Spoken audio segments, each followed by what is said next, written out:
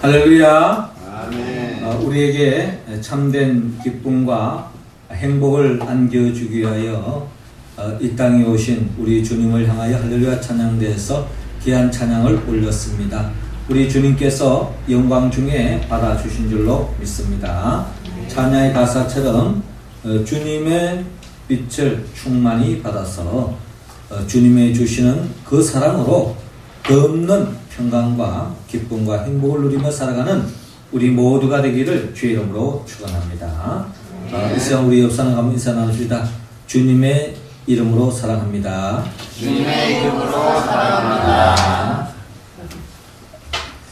2016년도를 우리가 맞이했는데 새해에 우리에게 덧없는 하나님의 복이 임하기를 우리는 계속 소망 가운데 있습니다. 예수님은 우리에게 참된 복을 안겨주기 위하여 이 땅에 오셨습니다. 그래서 우리는 요한복음 1장 12절의 표현에 의하면 영접하는 자 곧 그 이름을 믿는 자들에게는 하나님의 자녀가 되는 권세를 주셨으니 라고 지난주일에 우리가 나눴던 말씀인데요. 이 말씀에 따라 우리가 예수를 믿고 나아갈 때에 우리는 올 한 해도 덧없는 하나님의 축복이 임할 줄로 믿습니다. 우리가 나름대로 올 한 해에 하나님 앞에서 소망하고 갈망하고 또 기도 제목, 우리 소원들이 있습니다. 원래는 우리 온 가족이 건강했으면 좋겠다. 또 원래는 내가 준비하는 그 시험이 합격했으면 좋겠다. 또 원래는 또 내 나름대로 결혼을 꿈꾸고 있는데 결혼이 꼬린됐으면 좋겠다. 또 원래는 사랑하는 님을 만났으면 좋겠다. 여러 가지의 우리의 나름대로의 소망을 가지고 있습니다. 그러나 그 많은 기도의 제목을 우리가 헤아려 볼 때에 그 모든 기도가 결국 나 자신을 위한, 나의 기쁨을 위한, 나의 행복을 위한 기도 제목일 경우가 많다는 것입니다. 그런데 우리가 주님 안에서 정말 놓치지 않고 우리 모두가 품어야 할 거룩한 욕심이 하나 있다면 그것은 바로 오늘 성경 본문에 기록되어 있는 것처럼 누가복음 3장 22절에 너는 내 사랑하는 아들이라 내가 너를 기뻐하노라 하는 이 음성을 들을 수 있는 올 한 해가 된다면 우리는 영적으로 최고의 복을 누리는 삶이 될 줄로 믿습니다. 우리는 우리가 바라는 대로 다 이루어져서 더없이 좋아하고 기뻐하지만 하나님께서 우리를 바라볼 때에 그냥 볼 때마다 가슴이 아프고 볼 때마다 가슴이 답답하고 볼 때마다 근심 걱정만 끼친다면 우리는 이 세상에서 사람들로부터 부러움을 사고 사람들로부터 존경을 받고 사람들 눈에는 잘 나가는 것이 보일지 모르지만 하나님 앞에 덧없는 근심과 걱정을 안겨주는 존재라면 우리는 올 한 해를 우리가 하나님의 눈으로 바라봤을 때 그 인생은 아마 가장 실패한 인생이요 아마 가장 불행한 인생 아니겠습니까? 그리고 본다면 우리가 영적인 하나님 아버지 앞에서 우리 자신이 모두가 정말 이는 내 사랑하는 아들이다, 이는 내 사랑하는 딸이다, 이는 내 기뻐하는 자다 라고 칭함을 받을 수 있다면 이것만큼 더 없는 축복이 어디 있겠습니까? 그리고 본다면 올 한 해 우리가 바라는 것이 있고 소망하는 바도 있지만 우리는 최우선적으로 하나님 올 한 해는 진정 하나님이 사랑하는 하나님 앞에 기쁨을 들을 수 있는 제가 되게 해 주십시오 라고 기도할 수 있다면 우리는 진정 성숙한 진정 하나님으로부터 최고의 인생을 살아가는 저와 여러분들이 될 줄로 믿습니다.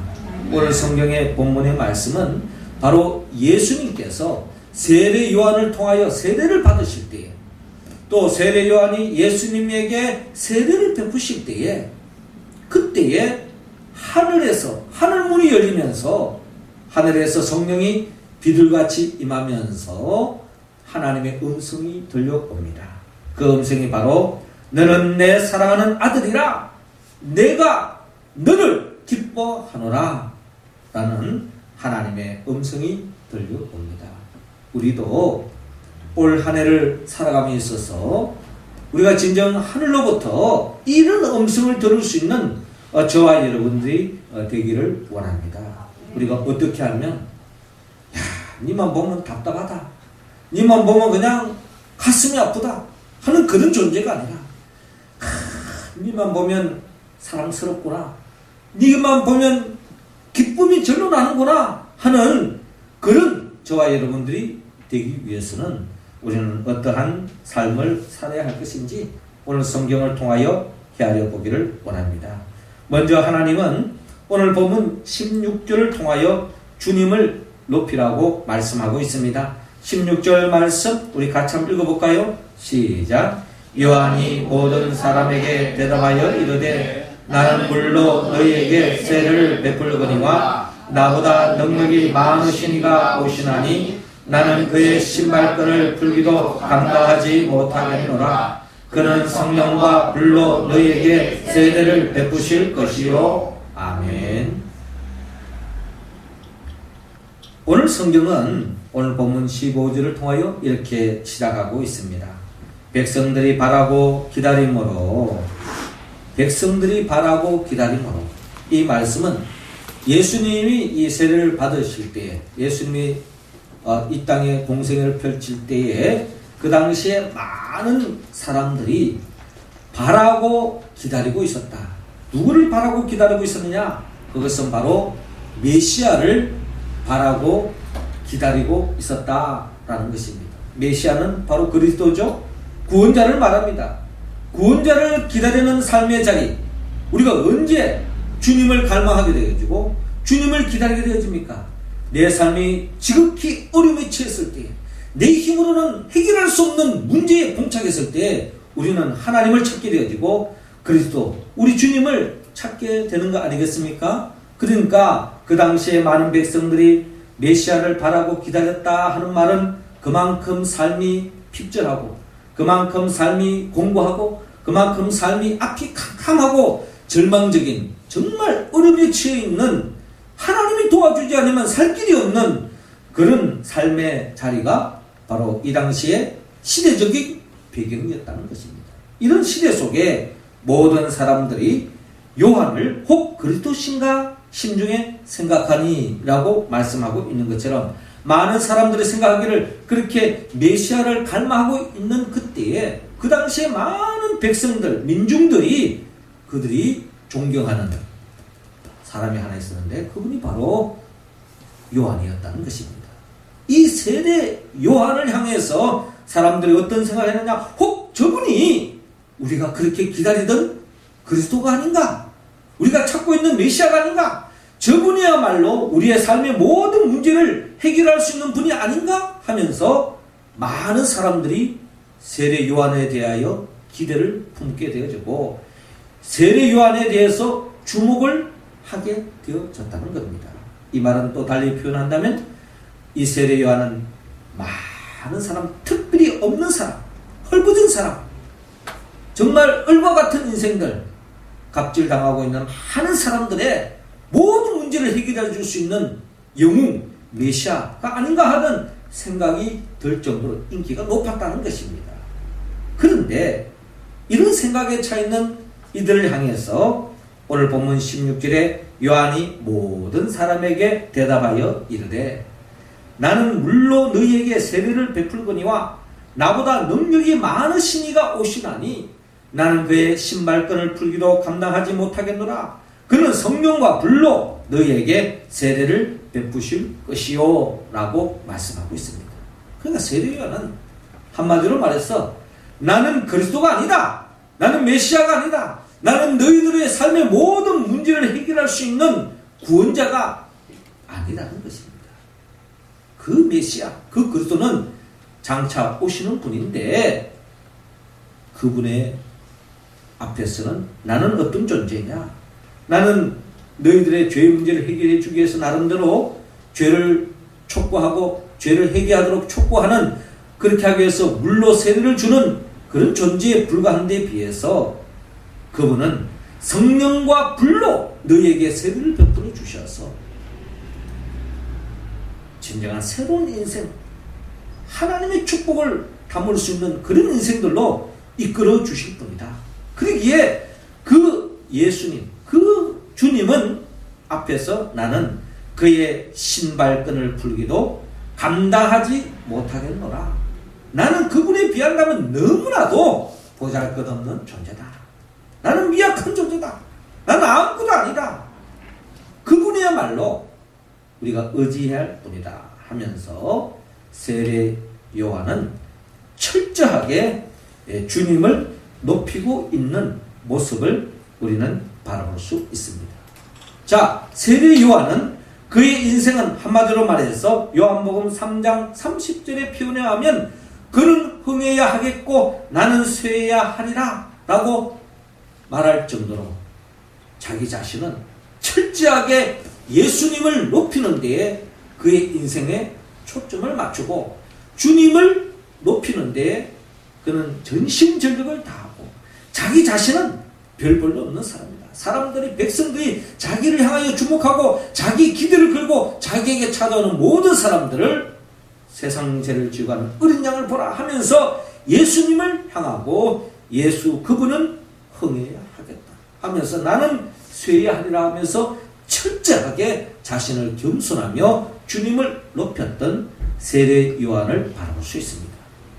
그런데 이 세례 요한을 향해서 예수님께서 누가복음 7장 28절에 표현하면 여자가 낳은 자 중에 요한보다 큰 자가 없도다 라고 말씀하셨어요.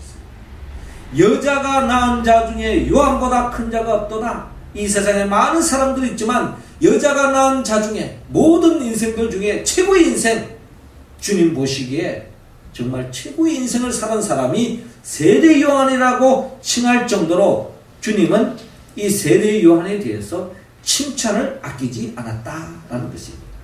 이것은 우리가 성경 전체를 관점에서 헤아려 볼 때에 이것은 단순히 예수님이 세례 요한이 예수님에 대해서 굉장히 높이 평가하니까 예수님이 기분이 좋아서 그냥 세례 요한에 대해서 기분 좋게 평가했다 이런 차원이 아닙니다. 성경에 의하면 예수님이 기분 좋았다는 것은 결국 하나님 아버지가 기뻐했다는 겁니다. 그러니까 세례 요한 또한 하나님이 사랑하는 자였고 하나님이 기뻐하는 자였다. 그 근거는 어디 있느냐? 세례 요한이 예수님을 높였기 때문입니다. 그래서 요한복음 5장 23절에 보면 이런 표현이 있어요. 아들을 공경하지 아니하는 자는 그를 보내신 아버지도 공경하지 아니하느니라 라고 말씀하고 있습니다. 그러니까 아들 예수 그들을 공경하지 않는 사람은 그를 보내신 하나님 아버지를 공경하지 않은 것과 똑같다는 거예요. 이 말은 달리 표현하면 하나님의 아들로 오신 예수 그들을 공경하는 사람은 결국 하나님 아버지를 공경하고 하나님 아버지를 높이는 것과 똑같다라는 겁니다. 말로는 하나님을 높인다 하면서 하나님의 아들로 오신 예수 그들을 핍박하는 사람, 그런 사람은 하나님을 핍박하는 것과 다름이 없다는 겁니다. 좀 더 파격적으로 이야기한다면 하나님을 믿는 주의 백성들을 핍박하는 것이 결국 예수님을 핍박하는 것이고 하나님을 핍박하는 것과 다름이 없어요.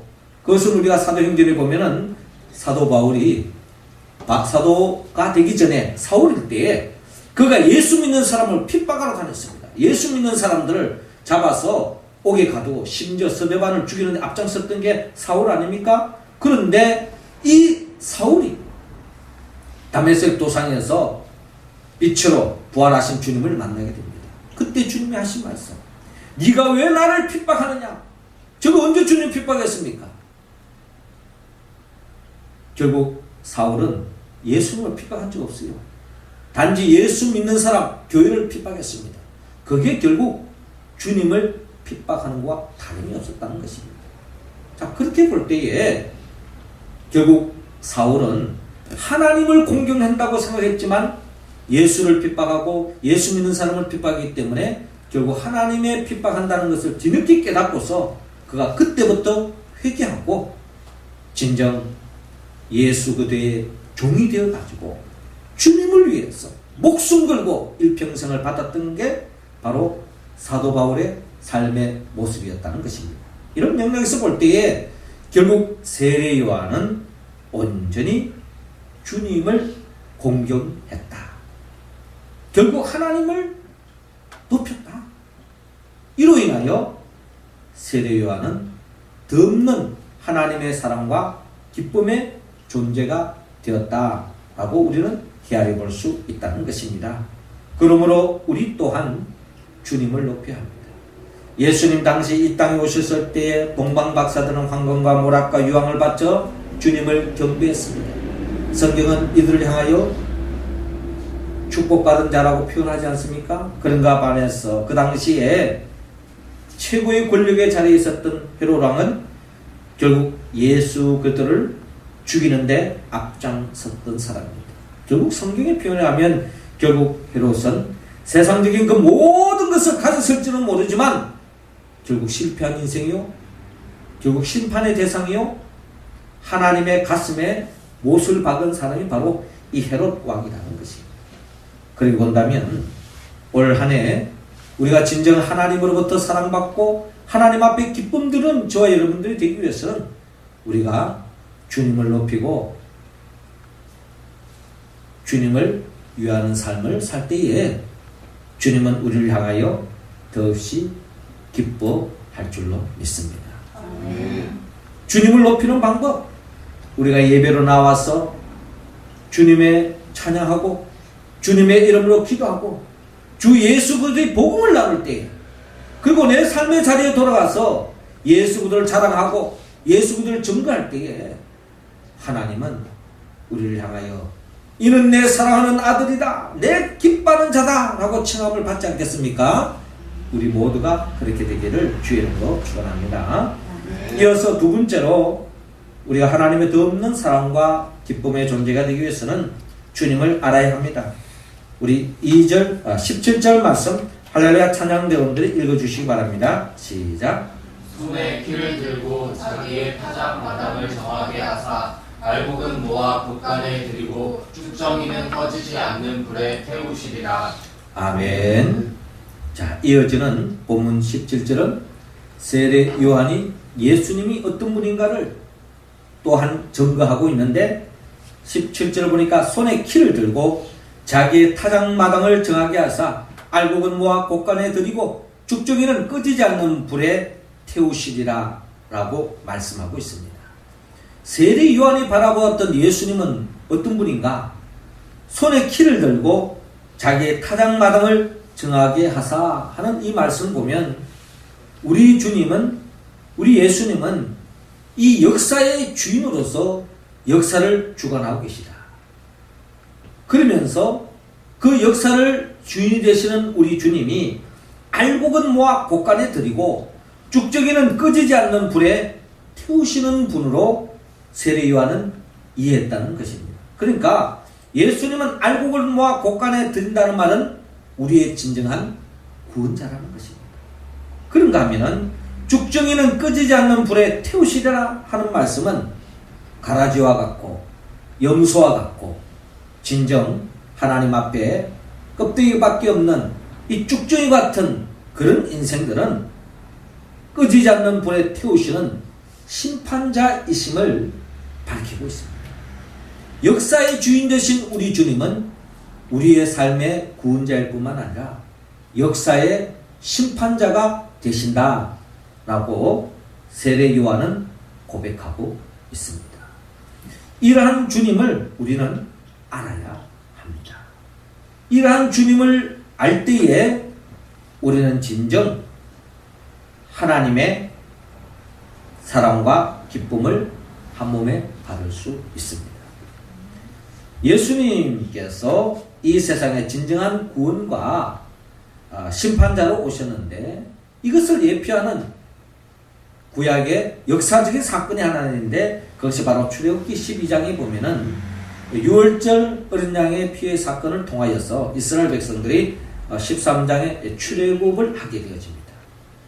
출애굽을 하게 되어지는데 이때부터 이제 이스라엘 백성들은 이전까지는 하나님을 의지하자, 하나님을 전적으로 의지하고 현실적으로 육신의 몸은 바로를 섬기고 바로에게 충성했던 사람들입니다. 이제 그랬던 사람들이 이제 하나님의 뜻을 받들어 온전히 하나님께 경배하고 하나님을 의지하고 하나님이 주시는 복으로 살겠다고 다짐하며 출애굽을 했습니다. 출애굽을 하는데 첫 관문이 바로 홍해를 건너는 것이었습니다. 앞에는 홍해가 있고 뒤에는 바로의 군사들이 쳐들어오고 있잖아요. 진퇴양단에 놓여있던 이스라엘 백성들, 그때부터 그들이 살 길은 전적으로 하나님을 의지하는 것입니다. 그들의 힘으로 홍해를 걷는 게 아니에요. 그들의 힘으로 뒤에 쫓아오는 바로의 군사를 대적한 것이 아닙니다. 전적으로 하나님을 의지했습니다. 모세는 가만히 있어라, 가만히 있어서 하나님이 우리를 어떻게 구원하는가 우리가 보자. 하나님이 역사하셨습니다. 홍해를 갈랐어요. 하나님의 백성들이 하나님을 의지하며 나갈 때에 하나님의 인도하심 속에 홍해를 건너게 되어집니다. 그런데 이 광경을 봤던 바로의 군사들이 뒤쫓아오지 않습니까? 그래서 그 이스라엘 사람들을 죽이기 위해서 죽이게 오는데 마침 이스라엘 백성들이 홍해를 건너는 그 순간에 뒤쫓아왔던 이 바로의 군대가 다시 이 홍해가 갈라졌던 홍해가 다시 모아짐을 통해서 물속에 수장하는 역사가 일어났다는 것입니다. 하나님을 전적으로 의지하는 인생은 구원의 길로 나아가지만 하나님을 대적했던 바로 그 군사들은 결국 죽정이와 같이 물에 심판을 받는 결과를 입는 것을 바라볼 수 있습니다. 그렇습니다. 예수님이 왜 이 땅에 오셨습니까? 예수님은 결국 우리를 구원하기 위하여 이 땅에 오셨습니다. 우리를 구원하기 위하여 십자가에 못 박혀 죽으시고 부활하셨어요. 그 주님을 믿을 때에 우리는 진정 이 세상에서 구원함을 입을 수 있습니다. 그 주님을 의지하는 인생, 그 주님만 바라보는 인생, 그 인생은 진정한 하나님 앞에 구원의 반열, 진리의 길로 나아갈 수 있고 생명의 길로 나아갈 수 있지만 주님을 소홀히 여기고 주님의 인도하심을 따르지 않는 인생은 결국 꺼지지 않는 불에 던짐을 받는 그와 같은 죽정이 같은 인생으로 전락될 수밖에 없다라는 것입니다. 그러므로 우리 또한 주님을 우리는 알아야 합니다. 주님이 왜 이 세상에 오셨는가? 주님은 결국 죽어가는 생명을 구원하기 위하여 이 땅에 오셨습니다. 우리도 그 주님의 마음을 우리가 헤아리고 우리도 아직도 우리 주위에 죽어가는 그 많은 생명들, 세상적으로 성공하면 그것이 영원한 성공으로 생각하는 그런 사람들 온전히 참된 행복, 참된 승리 길로 인도하기 위하여 우리가 그들을 주께로 인도해야 할 것입니다. 우리가 그 생명들을 품고 기도하며 나아갈 때에 하나님은 우리를 더없이 기뻐하시고 사랑하는 저와 여러분들이 될 줄로 믿습니다. 마지막 세 번째로 하나님의 더없는 사랑과 기쁨을 드리는 존재로 나아가기 위해서는 오늘 본문 누가복음 3장 21절을 통하여 주님을 배우라고 말씀합니다. 21절 같이 한번 읽습니다. 시작. 백성이 다 세례를 받았을 예수도 세례를 받으시고 기도하실 때에 하늘이 열리며 아멘. 자, 21절에 백성이 다 세례를 받을새 예수도 세례를 받으시고, 사실 예수님은 세례를 받을 필요가 없어요. 그러나 우리들에게 복된 길로 인도하기 위하여 이 세례 요한이 하는 이 생명운동, 이 세례를 통해서 죄사함의 은총을 입고 또한 회개하여서 바른 인생길을 살아가도록 하는 이 나름대로의 그 당시에 이 종교적인 활동, 즉 영적 활동이며 어떻게 보면 세례 요한이 행했던 사회 활동이었죠. 이런 데 대해서 예수님도 긍정적인 생각을 가지고 예수님도 세례에 참여하십니다. 자, 세례를 받으시고 기도하실 때에 하늘이 열리며 성령이 비둘같이 형체로 그의 위에 강림하시더니 하늘로부터 소리가 나기를 너는 내 사랑하는 아들이라 내가 너를 기뻐하노라 라고 하늘의 음성이 들려옵니다. 여러분, 너는 내 사랑하는 아들이라 내가 너를 기뻐하노라, 이 음성을 언제 들었습니까? 예수님이 세례 요한으로부터 세례를 받을 때, 세례를 받고 기도하실 때에 더없는 축복의 말씀을 듣는 것을 바라볼 수 있습니다. 우리도 이 축복의 말씀을 언제 들을 수 있느냐? 한마디로 우리도 세례 받을 때에, 세례 받고 기도할 때에 결국 우리 또한 하나님으로부터 이런 음성을 들을 수 있다.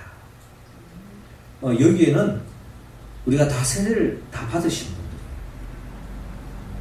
우리는 다 세례 받은 세례 교인들입니다.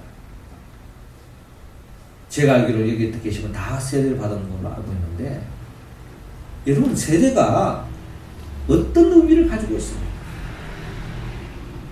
오늘 우리는 이 주일을 주님의 수세 주일로, 주님이 세례 받는 주일로서 이 중요한 영적 의미를 가지고 있기 때문에 이것을 기념하여 우리가 예배를 드리고 있습니다. 예수님의 세례는 어떤 의미를 가지고 있느냐? 예수님이 세례 받기 전은 예수님의 자연인으로서 예수님입니다. 그렇죠? 요셉과 마리아의 아들로서 그냥 그런 삶이었습니다. 그런데 예수님이 세례를 받고 난 뒤에부터는 그의 인생이 완전히 전환되어집니다. 이제는 육신의 요셉과 마리아의 아들보다는 영적인 하나님 아버지의 아들로서 공생애를 내려가는 겁니다. 지난날에는 내 소원이 뭐다, 내 꿈이 뭐다, 뭐 했으면 좋겠다, 뭐 이런 것을 더 논했던 인생이었다면, 이제부터는 예수님은 그의 나라와 그의 의를 구하는 인생으로 바뀌는 것을 볼 수가 있습니다. 세례를 받고서 예수님의 삶은 공생애가 열리고 하나님의 영광을 위하여, 하나님의 뜻을 이루기 위하여, 이 땅에 죽어가는 생명을 살리고 하나님을 확장하기 위하여 삶이 시작되었다. 언제부터? 예수님의 세례를 받고부터 이와 같은 삶이 시작됐다는 것을 성경은 기록하고 있습니다. 그러기에 우리 또한 다 세례를 받았어요. 우리가 자신이 세례를 받았다는 것은 날짜는 다르지만 세례 교인임을 다시 한번 우리는 하나님 앞에서 고백해야 합니다. 내가 세례 교인이라는 영적 의미는 뭐냐? 세례의 의미 자체는 물속에, 예수님 당시에 다 침례잖아요. 물속에 쑥 들어갔다가 나오는 걸, 그런 표면적인 과정을 볼 수 있습니다. 물속에 들어가는, 왜 물속에 들어갈까요? 물속에 들어가는 것은 내가 죽는 것을 말합니다. 물속에 수장당하는 거예요. 지난날에 내 중심으로 살았던 나는 이제 죽습니다. 물속에 올라오는 그 순간은 이제부터는 하나님의 자녀로서 하나님이 기뻐하는 삶을 도모하겠습니다 하는 그 결단이 바로 세례식입니다. 우리는 이 세례를 다 거친 거예요. 우리 교회 직분자들, 어떤 사람 세례 줍니까? 교회 헌금 많이 하는 사람? 교회 출석 열심히 하는 사람? 뭐 나름대로 공부 잘하는 사람? 인물 좋은 사람? 아니에요.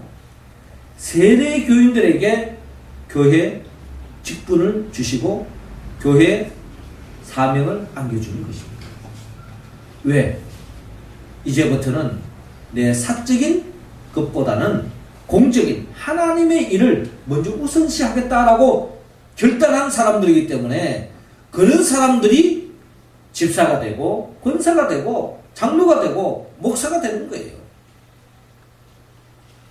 공부 잘한다고 직분자는 아니라는 것입니다. 이 세상 그 무엇을 기준이 아니라 내가 이제부터는 하나님 영광을 위하여 살겠습니다. 하나님의 기쁨을 위해서 살겠습니다 하는 그 결단식을 할 때에 하나님은 이는 내 사랑하는 아들이요 내 기뻐하는 자다 라고 우리를 향하여 말씀하신다는 것입니다. 그렇습니다. 우리 모두가 세례를 받을 때에 우리의 삶이 진정한 하나님의 기뻐하는 삶을 삽니다. 예수님이 이제 세례를 받고 예수님의 목표는 어디를 향하고 있느냐? 예수님은 십자가를 향하고 있습니다. 십자가. 예수님이 이 땅에 오셔서 하나님의 뜻을 이루기 위하여 십자가를 향하고 있잖아요. 그 십자가는 통해서 모든 사람들을 구원하는 것, 이게 하나님 아버지의 뜻이었습니다. 그런데 현실은 십자가의 죽음이었어요. 여러분, 이걸 어떻게 감당하시겠습니까? 하나님 앞에 기쁨 드리고 영광 드리는 건 참 좋은데 내가 죽는다? 이거 고민되지 않습니까? 사실 예수님께서도 겟세마네 동산에서 기도한 내용은 바로 그겁니다.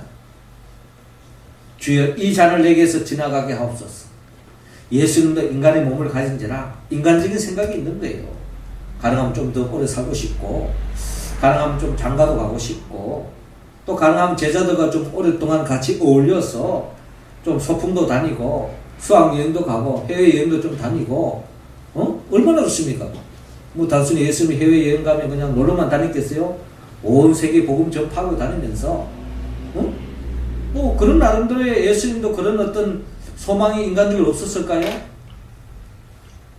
어떻게 보면 예수님도 뭐 그 당시에 많은 사람들이 추대했던 것처럼 임금으로 모시려고 할 때 그럼 한번 나도 한번 해볼까? 뭐 이래가면서 대통령 후보권에 딱 올려놓고 또 그냥 인기를 한번 받아가지고 출마해서 대통령 될 수 있는 뭐 그런 오늘날 시대로 본다면 그렇게 할 수도 있을 거예요.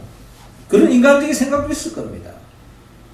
그래서 주님도 이 잔을 내게서 지나가게 하옵소서 하는 그런 바람도 있었습니다. 그러나 예수님의 기도의 초점은 나의 원대로 마옵시고 아버지의 뜻대로 하옵소서. 이게 예수님의 한결같은 기도였습니다. 예수님이 틈나는 데마다 기도했던 그 기도의 내용은 인간적인 뭐 해주세요 이런 거 이전에 하나님 뜻을 이루기를 원합니다. 하나님 뜻이 어디 있습니까? 주여 제가 그 뜻을 이루기를 원합니다 라는 기도였다는 것.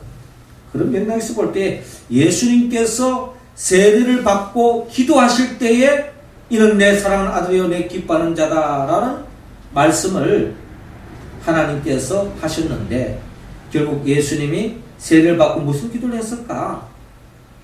결국 성경의 전체적인 맥락을 우리가 헤아려 볼 때에 이때부터 예수님은 주님 이제부터는 하나님의 영광을 위해 살겠습니다. 하나님의 뜻을 이루는데 살겠습니다. 주가는 생명을 살리는데 내 한 몸 바치겠습니다. 하나님의 나라를 위해서 내가 모든 것을 바치겠습니다. 결단하는 순간이었고, 그 결단, 그 맹세가 식어지지 않도록 기도하며 나아가는 예수님, 그 예수님을 향하여 주님께서 이는 내 사랑하는 아들이요 내 기뻐하는 자다 라고 말씀하시는 것입니다. 우리 교회 제일 꼭대기 보면 십자가가 있습니다. 여기 교회입니다 하는 의미도 있겠지만 우리 교회 공동체는 결국 하나님의 뜻을 이루는 공동체라고 하는 것이 우리의 고백입니다. 십자가가 있는 이 교회에 나오는 이유는 우리의 소망, 우리의 갈망, 우리의 최고의 희망은 주님의 뜻을 이루는 데 있습니다. 이것이 우리의 소망이 되어질 때에 하나님 우리 교회를 바라보면서 이는 내 사랑하는 교회요 내가 기뻐하는 영륜제일교회다 이렇게 표현하지 않겠어요? 야, 이 교회 아주 시설이 좋네, 아주 아담하게 지었네, 아주 여기 이쁜 사람도 많고 멋있는 사람도 많으니까 주님은 그런 것을 통해서 그런 말 하지 않습니다. 우리 모두가 하나님의 뜻이 무엇입니까? 예수님이라면 어떻게 했을까? 헤아리면서 그 주님의 뜻을 헤아리면서 믿음의 여정을 걸어갈 때에 하나님은 우리에게 향하여 더없이 기뻐하시고 사랑하는 존재가 될 줄로 믿습니다. 네. 사랑하는 성도 여러분, 주님은 우리 모두에게 세례 요한과 같이 또 주님과 같이 하나님을 높이는 그런 인생길을 살아가기를 원합니다. 그리고 또한 주님을 바로 알아서 주님만이 우리의 구원자요 우리의 심판자라는 것을 우리가 기억하고 주님을 바라보아야 합니다. 그리고 우리는 주님을 배워야 합니다. 우리가 배워야 할 점은 끝까지 나의 원대로 마시고 아버지의 뜻대로 하소서. 하나님의 뜻을 이루기 위하여 하나님의 영광을 위하여 살았었던 예수 그리스도, 그분을 우리가 배워야 되는데, 우리가 주님을 바라보고 그분을 쫓아간다는 것은 우리 인간의 힘으로는 참 부족합니다. 우리가 늘 하는 말, 작심 삼일이다, 이런 이야기가 있지 않습니까? 우리의 명세는 참 그것도 중요하지만 그것 또한 온전한 것이 못 된다는 것입니다. 세상과 하나님의 나라의 그 중간 지대에서 우리는 끊임없이 하나님의 기뻐하는 일을 도모해야 되지만, 우리의 일상 속에 마귀는 우리를 미혹하고 있습니다. 세상을 보여주며 또한 육성을 보여주며 인간적인 것을 쫓아가라고 말씀하고 있습니다. 그럴 때마다 우리는 쉽게 넘어질 수밖에 없는 우리들이지만, 우리가 성령의 도움을 입을 때에 우리는 진정 하나님이 기뻐하는 삶을 살아갈 줄로 믿습니다. 성령은 예수님의 영입니다. 나를 위하여 이 땅에 오시고 나를 위하여 십자가에 못 박여 죽으시고 부활하신 예수 그리스도의 영, 그 보혜사 성령의 도움을 입을 때에 오늘의 이 말씀이 우리의 구속이 되는 말씀이 아니다.